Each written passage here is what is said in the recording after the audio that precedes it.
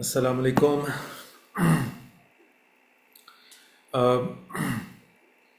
آج میرا ارادہ ہے کہ میں نے جو حال ہی میں ایک ویڈیو بنایا ہے دابت الارض کے عنوان پہ، اس کے بارے میں کوئی بات چیت کی جائے۔ ایک تو اس لیے کہ جب میں اس طرح کا ویڈیو بناتا ہوں جس کا میں نے ابھی تذکرہ کیا، تو وہ ایک مختصر چیز ہوتی ہے جس میں صرف انتہائی اختصار سے وہ ویو بیان ہو جاتا ہے جس ویو کو میں لوگوں تک پہنچانا چاہ رہا ہوتا ہوں، اور اس کے بعد پھر تفصیل سے میں اس کی اپنی آرگومنٹس علیحدہ ویڈیوز میں بیان کر دیتا ہوں، اور اس کی ضرورت بھی ہوتی ہے۔ اور اکثر اوقات یعنی کہ پہلے سے میرے پلان میں بھی ہوتا ہے، اور اکثر اوقات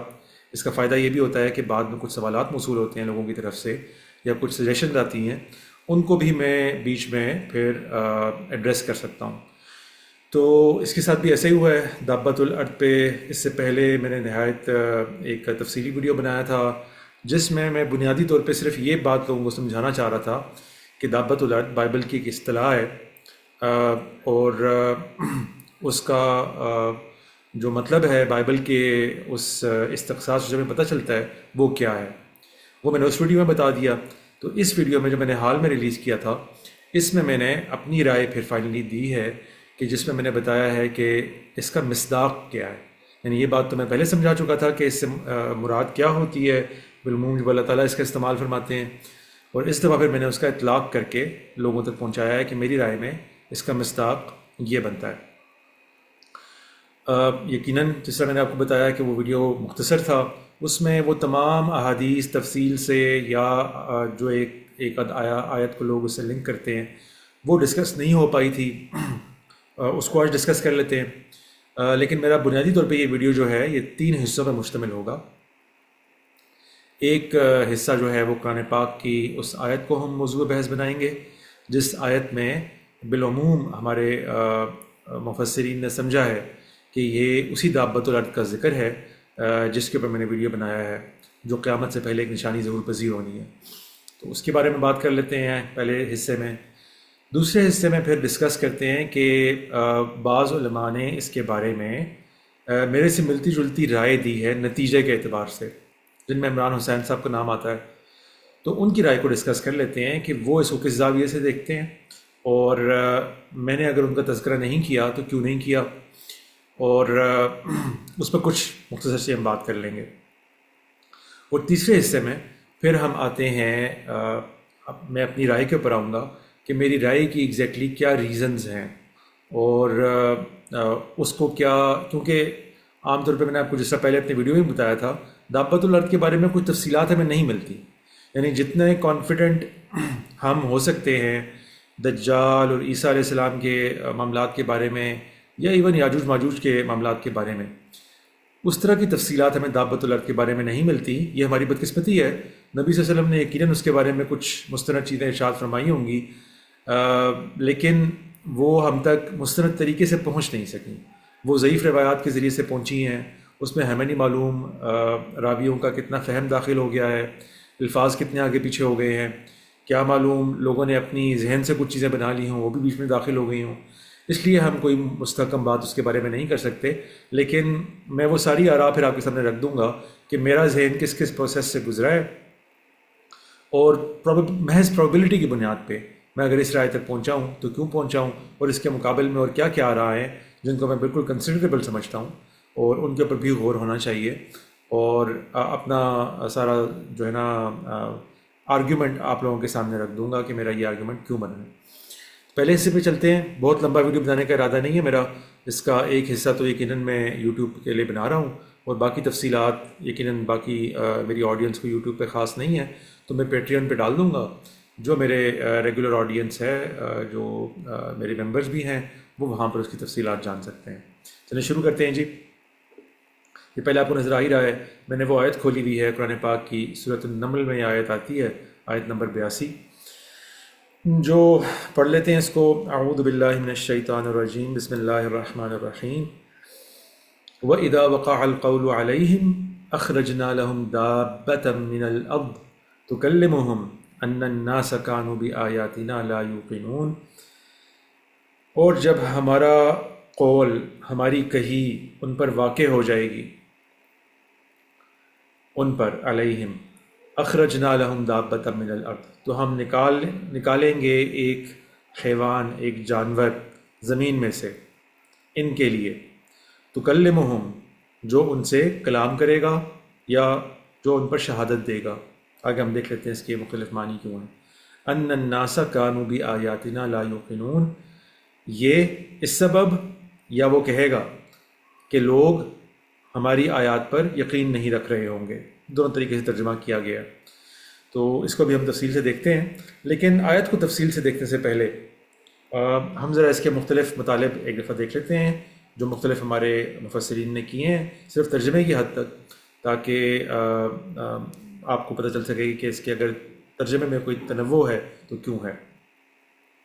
یہ دیکھیں، یہ جی مولانا ابو الاعلیٰ صاحب مودودی کا ترجمہ ہے۔ اور جب ہماری بات پوری ہونے کا وقت ان پر آ پہنچے گا تو ہم ان کے لیے ایک جانور زمین سے نکالیں گے جو ان سے کلام کرے گا کہ لوگ ہماری آیات پر یقین نہیں کرتے تھے۔ دیکھیں اب یہ یہاں پہ اس طریقے سے بیان ہو گیا ترجمہ۔ آگے دیکھیے جوناگڑھی صاحب کا، جب ان کے اوپر عذاب کا وعدہ ثابت ہو جائے گا ہم زمین سے ان کے لیے ایک جانور نکالیں گے جو ان سے باتیں کرتا ہوگا کہ لوگ ہماری آیتوں پر یقین نہیں کرتے تھے۔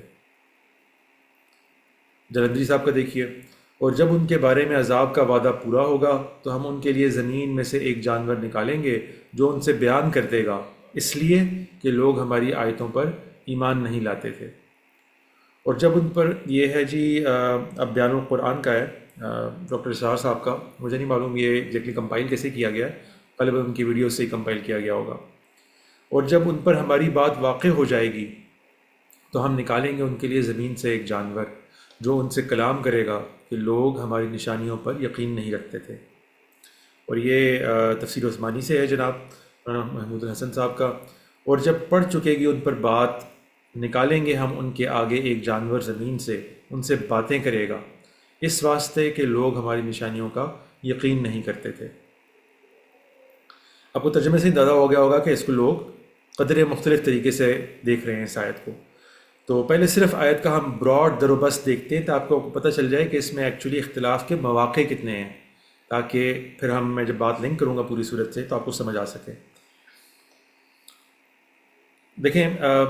وَإِذَا وَقَعَ الْقَوْلُ عَلَيْهِمْ، اور جب ان پر ہماری بات پوری ہو جائے گی، کسی نے سستا ترجمہ کیا ہے، کسی نے بڑے یعنی کہ ہڈن معنی کو بھی کھول کے سامنے رکھ دیا ہے کہ جب ان کے اوپر عذاب کا وعدہ ثابت ہو جائے گا۔ اسی طریقے سے یعنی کہ یہاں پر جو اصل مسئلہ میں آپ کو بتاؤں گی جو لوگوں کو پیش آ رہا ہے اور جو مجھے بھی پیش آیا ہے، اور اب بھی آپ کہہ سکتے ہیں کہ پیش آتا ہی ہے مجھے ہمیشہ، اگرچہ میری ایک اوپینین بن چکی ہے اس کے بارے میں، لیکن وجہ اس کی بڑی واضح یہ ہے کہ یہاں پر جو ضمائر ہیں، جو ضمیر استعمال ہو رہی ہے، وقع القول علیہم، ایک تو علیہم سے کیا مراد ہے، ان پر وقت پورا ہو جائے گا سے کیا مراد ہے۔ اس میں کوئی بہت زیادہ بڑا اختلاف نہیں ہے، لیکن میں ویسے آپ کو بتانا چاہ رہا ہوں کہ چونکہ ضمائر استعمال ہو رہے ہیں اس لیے لازماً کلام کوئی ایسا چل رہا ہے جس کے ذریعے سے ہمیں ان ضمائر کو حل کرنا ہے۔ تو ہم پیچھے روایتوں کو لنک کریں گے تو آپ کو بات سمجھ میں آئے گی۔ اچھا، ان پر کوئی بات پوری ہو جانے کی بات ہو رہی ہے، وہ کیا بات ہے؟ وہ کیا یہ بات ہے جو عذاب کے سلسلے میں لوگوں نے یہاں پر کی ہوئی ہے، یا کوئی اور بات ہے؟ تو یہ بھی ایک اختلاف کا موقع بن گیا۔ اخرجنا لہم دابۃ من الارض، تو ہم ان کے لیے نکالیں گے۔ اب یہ بھی دیکھیں لہم، اب یہ وہی ضمیر استعمال ہو رہی ہے جہاں پر علیہم ہے، جن کے متعلق علیہم ہے انہی کے لیے لہم بھی ہے۔ تو وہ کون سا گروہ ہے جس کے بارے میں یہاں بات ہو رہی ہے؟ دابۃ من الارض، زمین سے ان کے لیے ایک جانور نکالیں گے۔ تو یہاں پر زمین سے جانور نکالنے سے کیا مراد ہے، یہ دوسرا اہم موقع ہے، سب سے اہم موقع ہے کہہ لیں کہ یہاں پر زمین سے جانور نکالنے سے کیا مراد ہے۔ یہ ایک ایسا طریقہ کلام ہے اللہ تعالیٰ کا کہ جو باقی قرآن پاک میں ہمیں جس کا کوئی خاص مثال نہیں ملتی، اس لیے ہمیں اس کو حل کرنا ہے اس مقام پہ کہ زمین سے جانور نکالنے کا تذکرہ اور کہیں قرآن پاک میں نہیں ہے جس سے ہم اس طرح کی مراد اخذ کر سکیں۔ اس سے ملتے جلتے کچھ اسالیب ہیں جہاں پہ اللہ تعالیٰ نے دابہ کا ذکر کیا ہے، زمین کا بھی ذکر کیا ہے، مگر ایگزیکٹلی اس انداز میں نہیں ہے، اس کا ہم تذکرہ کریں گے۔ تو یہ ایک موقع ہو گیا کہ زمین سے جانور سے مراد کیا ہے۔ تکلمہم، اب یہ پھر ایک علیحدہ موقع آ گیا اس کے اندر، تیسرا اہم موقع آ گیا کہ جس میں ہمیں یہ حل کرنا ہے کہ یہاں پر تکلمہم سے کیا مراد ہے۔ اس کا عام مراد تو یہ ہوتی ہے کہ وہ ان سے کلام کرے گا، لیکن اس کو جس طریقے سے قرآن پاک میں استعمال کیا گیا ہے یہ ضروری نہیں ہوتا کہ ہمیشہ اس عام فہم معنی میں کلام کے لیے استعمال ہو، کہ جیسے بات چیت کرنے کے لیے استعمال ہوتا ہے، وہ یقیناً اس کا ایک معنی ہے، ایک اہم معنی ہے، سب سے بنیادی معنی ہے، لیکن یہ یعنی کہ مجازن اس طرح بھی استعمال ہو جاتا ہے کہ کسی چیز کوئی چیز اپنی وجود سے زبان حال سے کسی چیز کی گواہی دے رہی ہوتی ہے، اس کے لیے بھی یہ لفظ استعمال ہو جاتا ہے۔ اس کی بھی مثالیں ہم قرآن پاک سے دیکھ لیں گے۔ تو کیا یہ لفظ اس معنی میں استعمال ہوا ہے یا اس معنی میں استعمال ہوا یہاں پہ، یہ بھی ایک اختلاف کا موقع بن گیا۔ اچھا، پھر ان الناس کانوا بآیاتنا لا یوقنون، یہ کہ لوگ ان کی اللہ تعالیٰ ہماری آیتوں پر یقین نہیں رکھ رہے ہوں گے، اس کو بھی جب تکلمہم کے ساتھ آپ جوڑیں تو یہ بھی ایک اختلاف کا موقع بن جاتا ہے کہ کیا یہ علت بیان ہو رہی ہے یا کلام بیان ہو رہا ہے، یعنی یہ اس جانور کے نکلنے کی وجہ بیان ہو رہی ہے کہ چونکہ لوگ ہماری آیتوں پہ ایمان نہیں رکھ رہے ہوں گے اس لیے ہم جانور نکال لیں گے، اور یا پھر یہ کہ وہ کلام کرے گا، یہ اس کا کلام نقل ہوا ہے کہ جانور یہ کلام کرے گا کہ لوگ ہماری آیتوں پر ایمان نہیں رکھ رہے۔ تو یہ دونوں آراء بھی آپ کو مل جائیں گی، ان ترجموں میں بھی شاید مل جائے، اور ویسے بھی آپ جتنے مفسرین ہمارے اٹھا کے دیکھیں تو لوگوں نے دونوں آراء بیان کر دی ہیں، اپنی اپنی ترجیح بیان کی ہے، لیکن یہ مواقع اختلاف ہیں کہ جو میں نے آپ کو بتا دیا کہ جو محتمل الوجوہ ہو سکتے ہیں۔ تو آپ نے دیکھیں یہ 4-5 مقامات بن گئے اس ایک آیت کے اندر کہ جو حل طلب ہے، اور جن کو آپ ایک انداز سے حل کریں گے تو مفہوم کچھ بن جائے گا، ایک دوسرے انداز سے حل کریں گے تو مفہوم کچھ بن جائے گا۔ تو یہ اپنے ذہن میں رکھیے کہ یہ آیت کا مسئلہ ہے۔ اچھا، اس آیت پہ مزید بات کرنے سے پہلے یہ سمجھ لیں کہ میں نے یہ آیت اسی لیے ڈسکس نہیں کی تھی وہاں پہ، اس کی کیا وجہ ہے ڈسکس نہ کرنے کی؟ تو اس کے لیے میں آپ کو مکتب فراہی، جس کو میں بہت سے معاملات میں درست سمجھتا ہوں، اس کا بھی تذکرہ کر لیتے ہیں۔ عام طور پہ ہمیں جو تذکرہ کرنا پڑتا ہے مکتب فراہی میں وہ اصلاحی صاحب اور غامدی صاحب کا ہی کرنا پڑتا ہے، تو ان کی اگر ہم دیکھ لیں ترجمے اور تھوڑی بہت اگر تفسیر بعد میں موقع ملا۔ ابھی دیکھیں یہ ہے جی اصلاحی صاحب کا، اور جب ان پر بات پوری ہو جائے گی تو ہم ان کے لیے زمین سے کوئی جانور نکال کھڑا کریں گے جو ان کو بتائے گا کہ لوگ ہماری آیات پر یقین نہیں رکھتے تھے۔ ٹھیک ہے، یہ بھی ایک خاص ترجمہ ہے کہ جس میں انہوں نے کچھ خاص چوائسیز کی ہیں۔ ٹھیک ہے، ضمائر تو آپ کو ترجمے سے حل ہوتی سمجھ میں نہیں آئیں گی اصلاحی صاحب کے ترجمے میں، لیکن باقی چیزیں یعنی زمین سے کوئی جانور نکال کھڑا کریں گے جو ان کو بتائے گا۔ اب یہ دیکھیں تکلمہم ایک خاص انداز میں انہوں نے اس کا ترجمہ کر دیا، جو ان کو بتائے گا، اور آگے کہ لوگ ہماری آیات پر یقین نہیں رکھتے تھے۔ اب ترجمے سے جو آپ کو سمجھ میں آ رہا ہوگا نا، اصلاحی صاحب تفسیر میں اس کو جب بات کو کھولتے ہیں تو وہ اکثر کچھ آپ کو اپنی ایڈجسٹمنٹ کرنی پڑتی ہے، تو وہ ذہن میں رکھیے گا۔ تو یہ ایک طریقہ ترجمہ ہو گیا۔ اسی میں ان کا دیکھ لیں ذرا غامدی صاحب کا، دیکھیں، اس وقت تو اے پیغمبر تم انہیں سمجھا رہے ہو، لیکن جب ہماری بات ان پر پوری ہو جائے گی تو ہم ان کے لیے زمین سے کوئی جانور نکال کھڑا کریں گے جو انہیں بتائے گا کہ لوگ ہماری آیتوں پر یقین نہیں رکھتے تھے، سو اب وہ قہر الہی بن کر سامنے آ گئی ہیں۔ یہ دیکھیں غامدی صاحب کا ترجمہ اس اعتبار سے بہت زبردست ہوتا ہے کہ اس کے بعد پھر آپ کو تفسیر میں کسی مختلف رائے تک پہنچنے کا موقع نہیں رہتا، وہ پوری بات کو ترجمے میں ہی واضح کر دیتے ہیں۔ اگرچہ تفسیر میں آپ کو کچھ ہیلپ مل جاتی ہے چھوٹی موٹی، لیکن اصل بات پوری ترجمے میں واضح ہو جاتی ہے۔ تو یہ پیچھے سے بھی جوڑ دیا کہ پچھلے کلام کے ساتھ ربط کیا بن رہا ہے، یہ سارے روابط اصلاحی صاحب نے بھی رکھے ہوتے ہیں لیکن وہ اپنی تفسیر میں بیان کرتے ہیں۔ غامدی صاحب کے ترجمے میں یہ بڑی اعلیٰ بات ہے کہ آپ کو ترجمے میں یہ چیزیں مل جاتی ہیں۔ تو یہ پیچھے سے لنک ہو گیا کہ اس آیت کو یہاں پہ لانے کی وجہ کیا بنی ہے کہ پیغمبر کی بات پر لوگ کان نہیں دھر رہے، تو ان کو سمجھایا جا رہا ہے کہ اب جب ہماری بات ان پر پوری ہو جائے گی تو ہم ان کے لیے زمین سے کوئی جانور نکال کھڑا کریں گے جو انہیں بتائے گا کہ لوگ ہماری آیتوں پر یقین نہیں رکھتے تھے۔ تو یہ دونوں صاحب بھی جب ان کی ہم تفسیر کھول کے پڑھیں گے تو آپ کو پتہ چلے گا کہ یہ دراصل اس آیت کو اس قیامت کی نشانی والی دابت الارض سے لنک نہیں کرتے۔ ان کا کہنا یہ ہے، دونوں حضرات کا ہی، کہ یہ دراصل ایک دھمکی تھی جو نبی صلی اللہ علیہ وسلم کے براہ راست مخاطبین جو قریش ہیں ان کو دی جا رہی تھی، اور یہ دھمکی ان کے سامنے ہی ہو جانی تھی اگر وہ اپنا رویہ نہ بدلتے، لیکن چونکہ وہ ایمان لے آئے تو یہ نشانی دکھانے کی نوبت نہیں آئی۔ تو غامدی صاحب اور اصلاحی صاحب اس آیت کو اس دابت الارض سے لنک ہی نہیں مانتے جو قیامت کی نشانیوں میں بیان ہوا ہے، اگرچہ وہ صاحب نے تشریح میں بھی اور ویسے بھی بیان فرما دیتے ہیں کہ اس دابۃ الارض کو بھی مانیں، وہ ایک قیامت کی نشانی ہے، صرف یہ کہ وہ احادیث کی بنیاد پہ مانیں تو وہ ایک سیپریٹ نشانی کے طور پہ مانیں، اس نشانی کے ساتھ اس کو لنک نہ کریں۔ تو چونکہ اب اس آیت کا تعلق اس قیامت کی نشانی کے ساتھ ایک درجے میں کنٹینشس ہو گیا ہے، اس لیے میں نے مناسب نہیں سمجھا کہ اپنے اوریجنل ویڈیو میں اس کو بنیاد بناؤں۔ اگرچہ میں نے جو اپنا پہلے والا دعوت اور عرض کا ویڈیو بنایا تھا اس میں مختصراً یہی ساری بات بیان کر دی تھی، لیکن چونکہ آڈینس میں سب لوگوں نے ہر چیز نہیں دیکھی ہوتی، اس لیے میں دیکھ رہا تھا کہ بعض لوگوں نے کمنٹس پہ اس پہ اعتراض کیا ہے کہ آیت کی تشریح نہیں کی گئی۔ تو چلیں جی آیت کی تشریح کرتے ہیں، لیکن آپ کو میں نے وجہ سمجھانی تھی کہ یہ مختلف مطالب اس کے ہوئے ہیں۔ اچھا جی، تشریح پہ آنے سے پہلے میں ذرا بتا دوں کہ ہم اس آیت کا حدود اربع دیکھ لیتے ہیں کہ یہ آیت کہاں پر آئی ہے، کیوں آئی ہے۔ یہ آیت جی آئی ہے سورۃ النمل میں۔ سورۃ النمل قرآن پاک کی اس دور کی صورتوں میں سے ہے جب نبی صلی اللہ علیہ وسلم کا انذار عام کا دور چل رہا ہے، دعوت گرم ہو چکی ہے، اختلافات کافی سارے بڑھ چکے ہیں قریش کے ساتھ، وہ بہت سارے سوالات کرتے ہیں۔ نہ صرف یہ کہ قریش کے ساتھ جو ہے آرگیومنٹس کا سلسلہ جاری ہے، بلکہ قریش نے اب اس دور کے اندر بنی اسرائیل سے، یہود مدینہ سے بھی ہیلپ لینی شروع کر دی گئی ہے۔ تو ان کی طرف سے بھی بعض سوالات ان کی طرف آ جاتے ہیں، یا کوئی ایسی بات چیت اللہ تعالیٰ قرآن پاک میں ارشاد فرماتے ہیں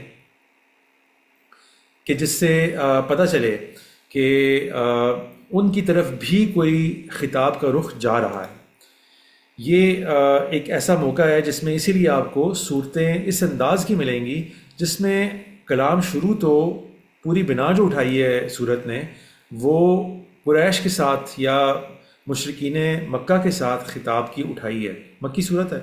اور انہی کے ساتھ خطاب کی بنا اٹھائی ہے۔ لیکن آگے جس طریقے سے واقعات بیان ہوئے ہیں اور بیچ میں اچانک کہیں بنی اسرائیل کا تذکرہ جو آ جاتا ہے، اس سے صاف یہ خیال ملتا ہے کہ بنی اسرائیل کو بھی اللہ تعالیٰ اپنے خطاب میں سمونا چاہ رہے ہیں، ان سے بھی خطاب کے رخ کو بیچ پہ ایڈجسٹ کرتے چلے جا رہے ہیں۔ تو یہ اس نوعیت کی صورت ہے۔ یہ بات بہت اہم اس لیے ہے کہ میں جو آگے تفصیل بیان کروں گا اس سے اس کا لنک ہے۔ ہمارے جو عام مفسرین ہیں سارے کے سارے ٹریڈیشنل، انہوں نے عام طور پہ اس کا رخ اس بات کو اتنی اہمیت نہیں دی، تو اس لیے میں سمجھتا ہوں کہ شاید یہ زاویہ پورا جو میں بتانے جا رہا ہوں، جن لوگوں نے میرا ویو دیکھا ہوا وہ تو جانتے ہوں گے میں کیا زاویہ بیان کر چکا ہوں۔ جو زاویہ میں بیان کرنا چاہتا ہوں وہ اس زاویہ کی طرف ان کی نظر غالباً اسی لیے نہیں گئی۔ تو یہ میں چاہتا ہوں کہ آپ اچھے طریقے سے اسٹیبلش کر لیں کہ میں جو بات کر رہا ہوں وہ بالکل واضح طریقے سے سمجھ میں آتی ہے۔ نہ صرف یہ کہ یہ سورت جو ہے وہ کرتی ہے، یعنی کہ تھوڑا سا ہم پڑھ لیتے ہیں۔ اعوذ باللہ من الشیطان الرجیم، بسم اللہ الرحمن الرحیم۔ طاسین تلک آیات القرآن و کتاب مبین ہدی و بشریٰ للمؤمنین الذین یقیمون الصلاۃ ویؤتون الزکاۃ وهم بالآخرۃ هم یوقنون ان الذین لا یؤمنون بالآخرۃ زینا لهم اعمالهم فهم یعمہون اولئک الذین لهم سوء العذاب وهم فی الآخرۃ هم الاخسرون وانک لتلقی القرآن من لدن حکیم علیم اذ قال موسیٰ۔ دیکھیے جب بنا اللہ تعالیٰ نے اٹھائی ہے نا، اس سے تو ایسا لگتا ہے کہ اللہ تعالیٰ مشرکین مکہ سے خطاب فرمانا چاہ رہے ہیں، لیکن بیچ میں آپ نے دیکھ ہی لیا اچانک موسیٰ علیہ السلام کا تذکرہ آ گیا۔ یقیناً موسیٰ علیہ السلام کو اللہ تعالیٰ بہت سے مواقع پر مشرکین مکہ کو بات سمجھانے کے لیے ان کا واقعہ بیان کرتے ہیں، مگر یہ بات یہاں پر نہیں رہتی کہ ان کا صرف موسیٰ علیہ السلام کا واقعہ مختصراً بیان ہو جانے کے بعد بات واپس پلٹ آئی ہے مشرکین مکہ کی طرف، نہیں، بلکہ اس سے آگے داؤد و سلیمان علیہ السلام کا تذکرہ سٹارٹ ہو گیا ہے۔ یہ دیکھیں یہاں سے وَلَقَدْ آتَيْنَا دَاوُودَ وَسُلَيْمَانَ عِلْمًا وَقَالَ الْحَمْدُ لِلَّهِ الَّذِي فَضَّلَنَا عَلَىٰ كَثِيرٍ مِّنْ عِبَادِهِ الْمُؤْمِنِينَ۔ پھر آگے کیا وَوَرِثَ سُلَيْمَانُ دَاوُود، اور پھر سورۃ النمل جو پورا نام پڑھا ہوا ہے آپ کو پتہ ہی ہوگا کس لیے پڑھا ہوا ہے، کہ یہ اس چونٹی کا تذکرہ ہے جس سے نبی حضرت سلیمان علیہ السلام نے خطاب فرمایا تھا، اور چونٹی نے سلیمان علیہ السلام کے متعلق ایک بات فرمائی تھی جو ان کو سنا دی بھی گئی، اور اس وجہ سے اس کا نام سورۃ النمل بھی پڑ گیا۔ تو اب آگے سلیمان علیہ السلام کا واقعہ تفصیل سے چلا ہے، ایک دو خاص واقعات، ان کو بھی ہم نے کہیں پہ فٹ کرنا ہے کہ آخر ان کو صورت میں لانے کی کیا وجہ ہے، کیا بتانا چاہ رہے تھے اللہ تعالیٰ اس صورت کے اندر۔ اور پھر یہیں سے بڑی تفصیل میں سلیمان علیہ السلام کا واقعہ پہلے وادی نمل والا بیان ہوا ہے کہ وہ چونٹیوں کی وادی سے جو گزرتے ہیں، پھر وہ والا واقعہ بیان ہوا ہے جو وہ ہدہد کے ساتھ سارا معاملہ چلتا ہے، پھر حدود کے ذریعے سے وہ ملکہ سبا کو پیغام پہنچواتے ہیں، ملکہ سبا وزٹ کے لیے آتی ہے، اس کے ساتھ کیا واقعات پیش آتے ہیں اس کا تذکرہ ہوتا ہے، اور یہ لمبا چلتا ہے، سورت کا ایک بڑا حصہ اس پر مشتمل ہے۔ پھر جو ہے جب یہ واقعہ ختم ہوتا ہے تو آپ دیکھیں کہ آگے اچانک وَلَقَدْ أَرْسَلْنَا إِلَىٰ ثَمُودَ أَخَاهُمْ صَالِحًا، ساتھ ہی سے صالح علیہ السلام کا واقعہ شروع ہو جاتا ہے۔ اب صالح علیہ السلام کا واقعہ جو ہے یہ بالکل یہود کے لیے یا بنی اسرائیل کے لیے انہرڈ آف واقعہ ہے، ٹھیک ہے، یہ سارے کے سارے عرب میں پیش آنے والے واقعات ہیں، ان کا بنی اسرائیل سے کوئی تعلق نہیں ہے، اس لیے یہاں پر لازماً پھر خطاب جو ہے ایک قسم کا قریش کی طرف ہوا ہے، اور قریشی کو اس سے انٹرسٹ بھی ہو سکتا ہے۔ پچھلے والے واقعے کا تو انٹرسٹ کا بڑی جو ریزن ہے یا وہ بڑا جو رخ ہے وہ بنی اسرائیل کی طرف بھی ہو سکتا ہے، ان کے لیے بھی اس میں بڑی اہم باتیں بیان ہوئی ہیں، اور آگے ایک آیت سے میں آپ کو لنک کرتا ہوں جس سے آپ کو پتہ چلے گا کہ کیوں میں یہ بات کر رہا ہوں اسی صورت میں۔ لیکن آپ نے دیکھا کہ آغاز کہاں سے ہوا تھا، ایسا لگتا ہے کہ مشرکین مکہ سے کلام سے آغاز ہوا ہے، لیکن پھر حضرت موسیٰ علیہ السلام کا واقعہ آیا جو یقیناً مشرکین مکہ کے لیے بھی اہم ہو سکتا ہے اور ان کے متعلق ہی بات ہو سکتی ہے، لیکن آگے سلیمان علیہ السلام کا واقعہ آ گیا، تفصیل سے بیان ہوا۔ دیکھیں ہم آپ تقریباً آیت نمبر کہاں تک پہنچ چکے ہیں، 44 تک، انہی کا واقعہ بیان ہوا۔ پھر ہم آگے سمود اور اخاہم صالحہ، ان کی صالح علیہ السلام کی قوم سمود کے بارے میں واقعہ شروع ہو گیا، اور یہ بھی بڑی اہمیت کا حامل ہے کیونکہ یہ وہ واقعہ ہے کہ جس میں سمود نے جب فیصلہ کیا حضرت صالح علیہ السلام کو قتل کر دینے کا تو اس کو اللہ تعالیٰ نے تذکرے میں یہاں پہ سمو دیا، اس لیے یہ بتانے کے لیے کہ اب وہ وقت بھی آنے والا تھا جب آگے جا کر قریش نے بھی یہی غلطی کرنی تھی کہ نبی صلی اللہ علیہ وسلم کے قتل کے درپے ہونا تھا۔ تو اللہ تعالیٰ اسی طریقے سے پری ایمپٹ کرتے ہیں ایک ایسی چیز کو کہ اب یہ واقعہ بھی چونکہ قریب میں ہونے والا ہے، اس لیے ہم ذرا بتا دیں کہ جس قوم نے پھر یہ فیصلہ کیا تھا نبی کے ساتھ قتل کرنے کا معاملہ، تو ان کے ساتھ ہم نے پھر کیا کیا۔ اچھا، صالح علیہ السلام کے واقعے کے فوراً بعد پھر جناب لوط علیہ السلام کا تذکرہ آ گیا، بالکل یہ جڑے ہوئے ہیں ایک دوسرے کے ساتھ، کوئی بیچ میں سیپریشن نہیں ہے۔ فتل کا بیوتہم خاویۃ، پچھلی آپ دیکھ لیں، وانجینا الذین آمنوا وکانوا یتقون، وہی صالح علیہ السلام کی بات ہی ہو رہی ہے، ان کی قوم کی بات ہی ہو رہی ہے۔ ساتھ ہی جہاں پہ یہ واقعہ ختم ہوا، وَلُوطًا إِذْ قَالَ لِقَوْمِهِ أَتَأْتُونَ الْفَاحِشَةَ وَأَنْتُمْ تُبْصِرُونَ، تو یہ واقعہ کس لیے بیان ہوا؟ کیونکہ یہاں پہ لوط علیہ السلام کو علاقے سے نکال دینے کی بات ہو رہی ہے۔ فَمَا كَانَ جَوَابَ قَوْمِهِ إِلَّا أَنْ قَالُوا أَخْرِجُوا آلَ لُوطٍ مِّن قَرْيَتِكُمْ، تو یہ بات بھی بیان کرنی ضروری تھی کہ اب چونکہ نبی صلی اللہ علیہ وسلم کے بارے میں لوگوں نے یہ فیصلہ کرنا تھا کہ کیا صرف ان کو علاقے سے نکال دیا جائے یا قتل کیا جائے، تو پھر اللہ تعالیٰ نے یہ دونوں باتیں پریمپٹ کرتے ہوئے، دونوں خیالات پریمپٹ کرتے ہوئے صورت میں یہ بات بیان فرما دی، دونوں کا تذکرہ فرما دیا کہ دیکھ لو ہم پھر کرتے کیا ہیں۔ یعنی ابھی تو تم ذرا ہینڈز آف اپروچ رکھی ہوئی ہے نا تم نے نبی صلی اللہ علیہ وسلم کے ساتھ، ٹھیک ہے، تمہاری مٹ بھیڑ چل رہی ہے ان کے ساتھ، آرگیومنٹس چل رہے ہیں یہاں سے وہاں، کچھ تھوڑی بہت وہ بھی چل رہی ہے، یعنی کہ فزیکل تھریٹس بھی چل رہی ہیں، سارا کچھ چل رہا ہے، لیکن ابھی تم اس تھریش ہولڈ کے اندر ہو جس کے اندر ہوتے ہوئے ہم پھر مہلت دیے رکھتے ہیں لوگوں کو بات سمجھنے کی۔ لیکن اگر تم نے تھریش ہولڈ کراس کیا ان دونوں میں سے کسی بھی صورت میں، یعنی یا تو ان کو قتل کے در پہ ہوئے یا علاقے سے نکال دینے کے، تو دیکھ لو پھر ہم سنائی دیتے ہیں تمہیں کہ ہم پھر کرتے کیا ہیں لوگوں کے ساتھ۔ تو یہ دونوں باتیں بیان ہو گئیں، اور پھر آگے صاف لگتا ہے کہ کلام اب قریش مکہ کی طرف پورے طریقے سے پلٹ آیا، یعنی کہ پہلے والے دونوں تینوں واقعات کے اندر تو صالح علیہ السلام والے واقعے کو چھوڑ کے سلیمان علیہ السلام کے واقعے میں، موسیٰ علیہ السلام کے واقعے میں، لوط علیہ السلام کے واقعے میں یقیناً بنی اسرائیل کے لیے بھی کوئی اشارات ہو سکتے ہیں، لیکن باقی اب جو خطاب دوبارہ سٹارٹ ہو رہا ہے، قُلِ الْحَمْدُ لِلَّهِ وَسَلَامٌ عَلَىٰ عِبَادِهِ الَّذِينَ اصْطَفَىٰ اللَّهُ خَيْرٌ عَمَّا يُشْرِكُونَ، یہ ساری کی ساری جو بات چیت ہو رہی ہے یہ صاف آپ دیکھ لیں مشرکین مکہ کے لیے ہو رہی ہے۔ تو پھر کلام ادھر پلٹ آیا، اور یہ کلام یوں ہی چلتا رہتا ہے، ان کو بات سمجھائی جا رہی ہے کہ دیکھو تم یہ کرو، تم ان اللہ تعالیٰ کی نشانیوں پر غور کرو تو تمہیں سمجھ میں آ جائے گا کہ اللہ تعالیٰ ہی خالق ہے، وہ اسی کے ذمہ تھا کہ وہ ہدایت پہنچاتا، اس نے ہدایت پہنچائی ہے۔ اور پھر سارا ان پر ساتھ ساتھ کمنٹس بھی چل رہے ہیں، بل ادارک علمہم فی الآخرہ، کہ آخرت کے معاملے میں ان کا علم جو الجھ کر رہ گیا ہے، اور پھر اللہ تعالیٰ یہی بات چلا رہے ہیں۔ لیکن اب آپ آگے جا کے دیکھیں گے اس آیت کو ہم اپروچ کر رہے ہیں ابھی 82 نمبر آیت کو، جہاں پر وَإِذَا وَقَعَ الْقَوْلُ عَلَيْهِمْ دَابَّةً مِّنَ الْأَرْضِ کا جو واقعہ آنا ہے۔ تو وہ ساری بات چل رہی ہے، قل سیروا فی الارض فانظروا کیف کان عاقبۃ ولا تحزن علیہم ولا تکوا فی ضیق مما یمکرون. نبی صلی اللہ علیہ وسلم کو بھی ساتھ ساتھ چل رہی ہے بات چیت کہ آپ زیادہ پریشان نہ ہوں. وَيَقُولُونَ مَتَىٰ هَٰذَا الْوَعْدُ إِن كُنتُمْ صَادِقِينَ. پھر مشرکین مکہ کی بات ہو رہی ہے کہ دیکھو وہ وعدہ کب آئے گا اگر تم سچے ہو. یعنی کہ ان کو بیسیکلی مشرکین مکہ کو یقین نہیں تھا کہ وہ لوگ کہہ رہے ہیں سچ کہہ رہے ہیں. تو کیا واقعی کوئی قیامت میں آنا ہے، کوئی آخرت ہونی ہے، کوئی نبی رسول ہوتے ہیں، کوئی ایمان لانا ہوتا ہے، ان میں سے کوئی بات ماننے کے لیے تیار نہیں ہے. قُلْ عَسَىٰ أَن يَكُونَ رَدِفَ لَكُم بَعْضُ الَّذِي تَسْتَعْجِلُونَ وَإِنَّ رَبَّكَ لَذُو فَضْلٍ عَلَى النَّاسِ وَلَٰكِنَّ أَكْثَرَهُمْ لَا يَشْكُرُونَ وَإِنَّ رَبَّكَ لَا يَعْلَمُ مَا تُكِنُّ صُدُورُهُمْ وَمَا يُعْلِنُونَ وَمَا مِنْ غَائِبَةٍ فِي السَّمَاءِ وَالْأَرْضِ إِلَّا فِي كِتَابٍ مُبِينٍ. ٹھیک ہے، یہ ساری بات انہیں سے چل رہی ہے. لیکن پھر آگے دیکھیں، إِنَّ هَٰذَا الْقُرْآنَ يَقُصُّ عَلَىٰ بَنِي إِسْرَائِيلَ أَكْثَرَ الَّذِي هُمْ فِيهِ يَخْتَلِفُونَ وَإِنَّهُ لَهُدًى وَرَحْمَةٌ لِّلْمُؤْمِنِينَ. دیکھو یہ بے شک یہ قرآن بنی اسرائیل پر بھی بہت سی چیزوں کو واضح کر رہا ہے جس کے اندر وہ اختلاف کیا کرتے ہیں، اور یہ ان کے لیے بھی ہدایت ہے، اور ان میں سے جو ایمان لائیں گے ان کے لیے رحمت ہے. ان ربک یقضی بینہم بحکمہ وہو العزیز العلیم فتوکل علی اللہ انک علی الحق المبین. تو یعنی کہ آپ نے دیکھا ساتھ ساتھ اللہ تعالیٰ کی طرف سے سگنلنگ چل رہی ہے بنی اسرائیل کو بھی، اور ان کا تذکرہ بالکل قریب میں آ گیا ہے اب اس آیت کے کہ جس کو ہم نے ڈسکس کرنا ہے. تو یہاں سے بات مشرکین مکہ تک چل رہی تھی 75 نمبر آیت تک، لیکن آیت نمبر 76 سے آگے دیکھیں.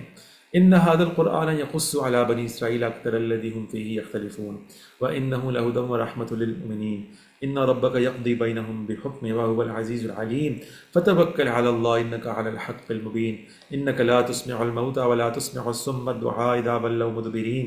وما انت بهاد العمي عن ضلالتهم ان تسمع الا من يؤمن بآياتنا فهم مسلمون. یعنی اللہ تعالیٰ دونوں کو ساتھ لے کر چل رہے ہیں، مشرکین مکہ کو بھی اور بنی اسرائیل کو بھی. بنی اسرائیل کو اس لیے کہ غالباً یعنی کہ تفسیری روایات سے تو نہیں پتہ چلتا اور اس کے ثبوت میں کوئی روایات تو نہیں ہے، لیکن صورت کے در و بست سے صاف محسوس ہوتا ہے کہ یا تو کچھ سوالات بنی اسرائیل کی طرف سے کیے گئے ہیں جن کو بھی اللہ تعالیٰ چاہتے تھے کہ اس صورت میں ایڈریس کر لیں. مشرکین مکہ کی طرف سے اٹھائے گئے ہوں گے لیکن ان کو فیڈ کرنے والے بنی اسرائیل ہوں گے. تو حضرت سلیمان علیہ السلام کا واقعہ تفصیل سے آ گیا اس کی وجہ سے، اور یا اللہ تعالیٰ خود سے انیشیٹ کر کے واقعہ سنانا چاہ رہے ہیں سلیمان علیہ السلام کا، تاکہ ایک تو جو اس سے فوائد مشرکین مکہ کے لیے حاصل کرنا چاہتے ہیں انذار کے لیے وہ حاصل ہو جائے، اور ساتھ ہی بنی اسرائیل کے اوپر کچھ ایسے معاملات کلیئر ہو جائیں جس میں وہ کنفیوز تھے. اور وہ ملکہ سبا کا ایک اہم واقعہ ہے جس کے بارے میں ہیں ان کو بہت سی ریزرویشنز، ان کو انہوں نے زیادہ جگہ نہیں دی اپنی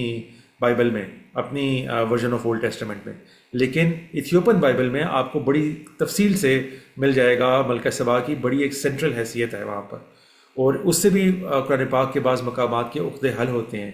جو ہم بعد میں کبھی ڈسکس کریں گے. لیکن معلوم ایسا ہوتا ہے کہ ان دونوں میں سے کوئی بھی ریزن بنا ہوگا، یا تو کچھ سوال آیا ہوگا ان کی طرف سے بنی اسرائیل کی طرف سے مشرکین مکہ کے لیے، اور یا اللہ تعالیٰ خود سے انیشیٹ کر کے بنی اسرائیل کو کچھ چیزیں بھی کلیئر کرنا چاہ رہے ہیں ساتھ ساتھ. تو اللہ تعالیٰ دونوں کو ساتھ ساتھ لے کے چل رہے ہیں، بنی اسرائیل کو بھی اور مشرکین مکہ کو بھی. تو اس لیے جب یہ آیت پھر آئی ہے آگے کہ وَإِذَا وَقَعَ الْقَوْلُ عَلَيْهِمْ أَخْرَجْنَا لَهُمْ دَابَّةً مِّنَ الْأَرْضِ، تو یہاں پر وجہ بن گئی ہے کہ اللہ تعالیٰ اگرچہ مشرکین مکہ کے اوپر کوئی بات پوری ہو جانے کا ذکر فرما رہے ہیں، بظاہر کی بات میں استعمال کروں گا کیونکہ یہی ویو لیا ہے ہمارے تقریباً سارے مفسرین نے، لیکن میری ویو میں اس کے اندر تھوڑی سی یہ وہ ہے ایک ڈیلیکیسی انوالوڈ ہے، ایک نوانس انوالوڈ ہے، اس کے اوپر ہم بات کرتے ہیں. تو اس لیے بھی میں فی الحال انہی کا دیا گیا لفظ استعمال کر رہا ہوں. مشرکین مکہ کے اوپر کوئی بات واقع ہونے والی ہے، لیکن وہ بات کیا ہے، اس کے لیے دابۃ من الارض، زمین کے جانور کا تذکرہ کر دیا گیا ہے. تو یہ وہ میں نے کہ موقع کم از کم میں نے آپ کے سامنے رکھ دیا کہ یہ موقع وہ ہے جہاں پر پوری صورت کا در و بست بھی اور بالکل قریب میں جو آیتیں ڈسکس ہوئی ہیں بنی اسرائیل کے متعلق اور پھر مشرکین مکہ کے متعلق، اس سے صاف واضح ہوتا ہے کہ دونوں کو اللہ تعالیٰ ساتھ لے کر چل رہے ہیں یہاں پہ،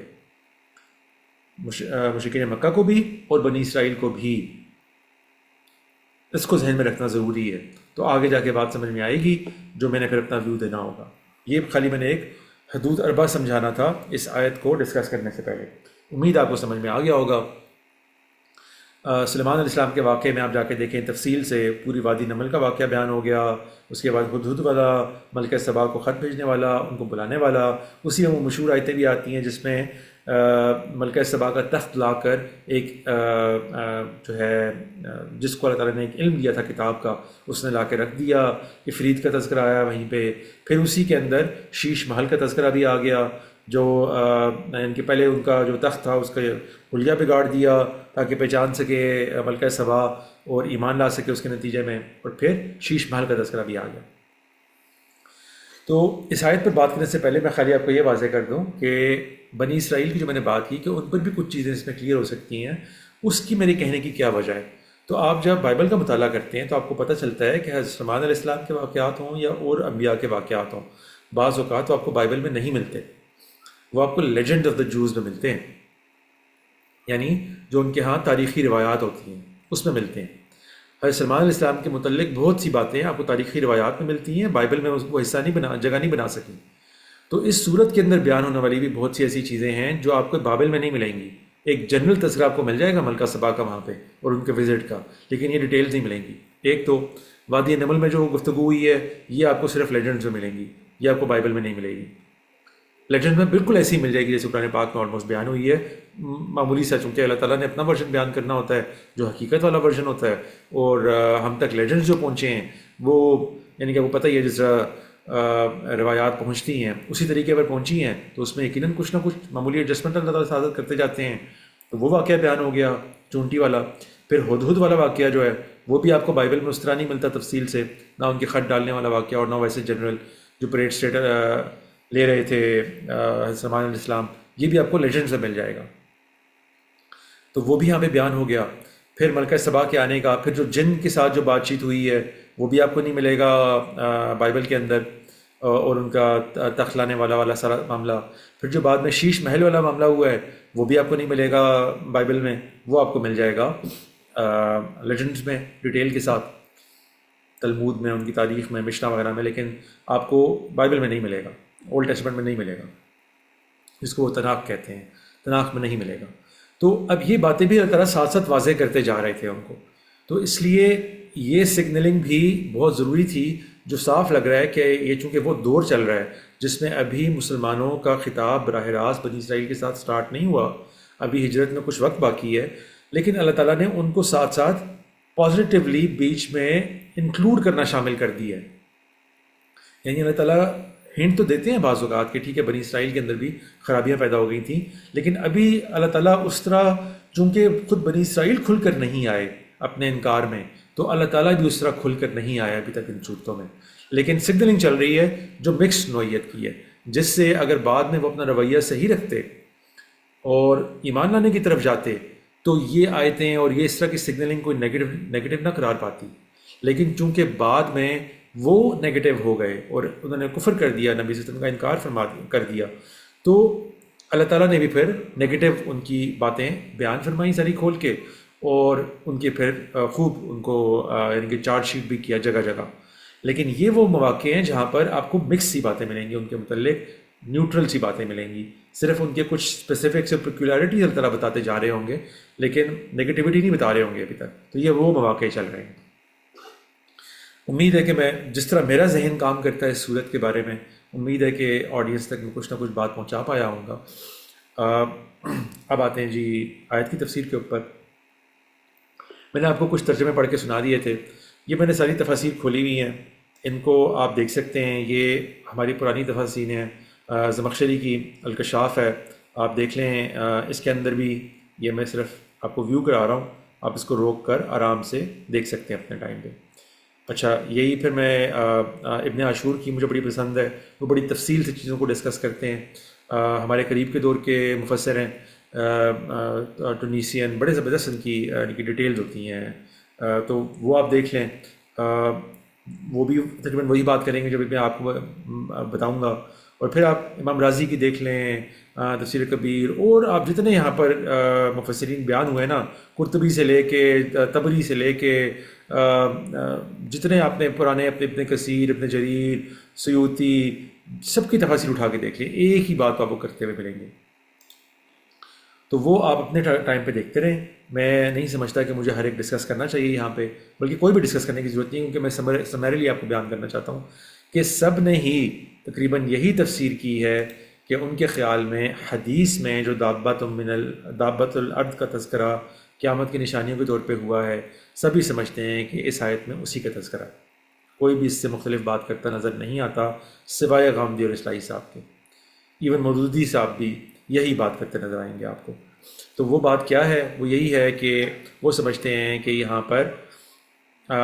جو بات ان کو کی جا رہی ہے مشرکین مکہ کو، قریش کو خاص کر کے، وہ دراصل ان سے جو کلام کا طریقہ چل رہا تھا، جو میں نے ابھی پڑھا سورت کے اندر، وہ یہی چل رہا تھا کہ تم نبی صلی اللہ علیہ وسلم کی بات چیت کیوں نہیں مان رہے ہو، دلائل سے آرگومنٹ کیوں قبول نہیں کر رہے ہو۔ تو وَإِذَا وَقَعَ الْقَوْلُ عَلَيْهِمْ، جب ان پر یہ واقعہ پیش آ جائے گا تو وہ واقعہ کیا ہوگا یا قول کیا ہوگا؟ تو وہ سب بھی اس طرف گئے ہیں کہ وہ عذاب کا یا ان کو کوئی بڑی نشانی دکھانے کا، یہی یعنی کہ بات ہو رہی ہے کہ وہ جب اللہ تعالیٰ کا تھریش ہولڈ ریچ ہو جائے گا، کہ جب انکار اس نوعیت کو پہنچ جائے گا کہ اللہ تعالیٰ کہیں گے کہ بس ٹھیک ہے، اب ان کو کوئی آرگومنٹس دینے کی ضرورت نہیں ہے، اب تو ان کو کوئی نشانی دکھانی چاہیے۔ سارے اسی طرف گئے ہیں، ٹھیک ہے۔ کہ پہلے والا وہ اختلاف کا موقع میں نے آپ کو بتا دیا کہ تقریباً سب نے یہ اس کا ترجمہ کیا ہے، اس سے ملتی جلتی بات ہی کی ہے سب نے، کچھ نے کھول کے بیان کر دیا ترجمہ، کچھ نے تفسیر میں بات کی ہے، لیکن قول سب کا یہی ہے۔ اخرجنا لهم دابۃ من الارض، تو ہم ان کے لیے زمین سے ایک جانور نکالیں گے۔ یہاں پر ہر کسی نے حقیقی جانور ہی شمار کیا ہے، یعنی وہ سمجھتے ہیں کہ زمین سے باقاعدہ اسی گراؤنڈ سے، ارتھ کے گراؤنڈ سے، کرسٹ سے ایک جانور برآمد ہوگا، ایک ریئل جانور برآمد ہوگا۔ سب نے یہ ترجمہ کیا ہے،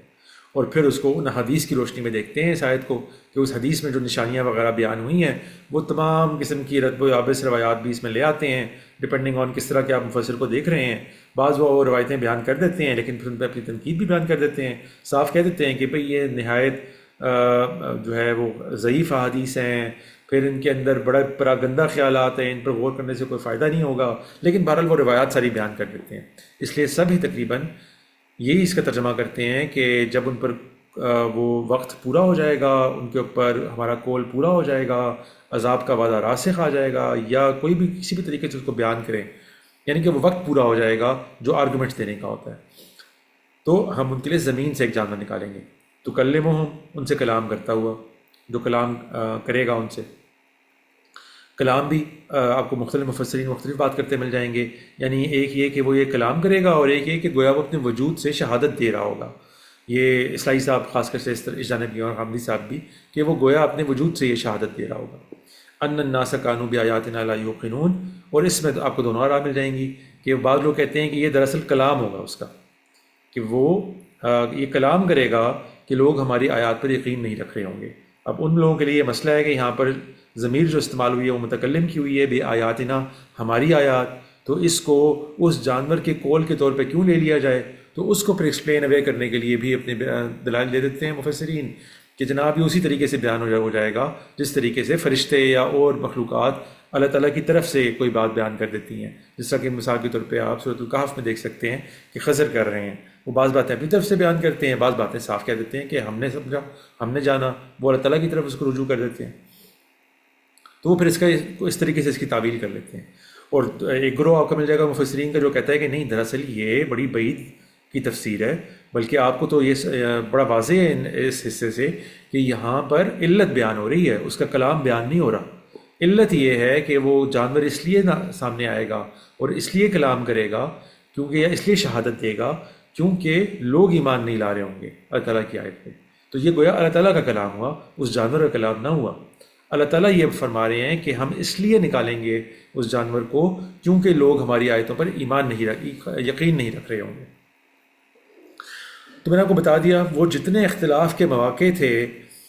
ان میں سوائے اس آخری موقع کے اور تکلمہم میں کسی درجے کے پہلے دونوں مواقع جو اصل بنا اٹھاتے ہیں پوری آرگیومنٹ کی، کہ ان کے اوپر عذاب کا وعدہ پورا ہو جائے گا، اور دوسری بات یہ ہے کہ وہ زمین سے ایک حقیقی جانور نکالیں گے۔ سب نے اسی طرح ترجمہ کیا ہے اس کا، ٹھیک ہے جی۔ آپ لوگ، امید ہے کہ آپ لوگوں کو یہ بات سمجھ میں آ گئی ہوگی کہ یہ تقریباً سب کا ہی موقف رہا ہے۔ اس میں معمولی سے جو اختلاف، جو بڑا اختلاف بن جاتا ہے، وہ اصلاحی صاحب اور غامدی صاحب نے فرمایا، ان کو بھی ایک دفعہ دیکھ لیتے ہیں۔ ان کے نزدیک میں نے آپ کو بتایا کہ یہ ایک ایسا وعدہ تھا، ایک ایسی وعید تھی جو قریش مکہ کو سنائی جا رہی تھی، جس کے پورا ہونے کی نوبت ہی نہیں آئی. یعنی ان کے نزدیک یہ جو بات ہے وَإِذَا وَقَعَ الْقَوْلُ عَلَيْهِمْ، جب ان پر یہ بات پوری ہو جائے گی تو وہ کہتے ہیں کہ یہ بڑی واضح ہے، سامنے کی بات ہے کہ لیکن عمران حسین صاحب کی لگتا ہے لوگوں نے رائے کو تفصیل سے پڑھا نہیں ہے. ایک تو یہ سب لوگوں کے لیے میں بتا رہا ہوں کہ عمران حسین صاحب اپنی رائے تبدیل کر چکے ہیں. اب تو کچھ عرصہ ہو گیا ان کو اپنی رائے تبدیل کیے ہوئے. وہ اب کہتے ہیں کہ اس سے مراد دابا سے مراد ان کی پہلے یہ ہوا کرتی تھی کہ یہ اسرائیل ہے. اب وہ سمجھتے ہیں کہ اس سے مراد الیکٹرو میگنیٹک ویوز ہیں. ابھی ہم آتے ہیں کہ ان کا طریقہ استدلال کیا ہے، لیکن پہلے یہ تو جان لیں کہ عمران حسین صاحب اب اس رائے پہ نہیں کھڑے ہوئے کہ یہ اسرائیل ہے.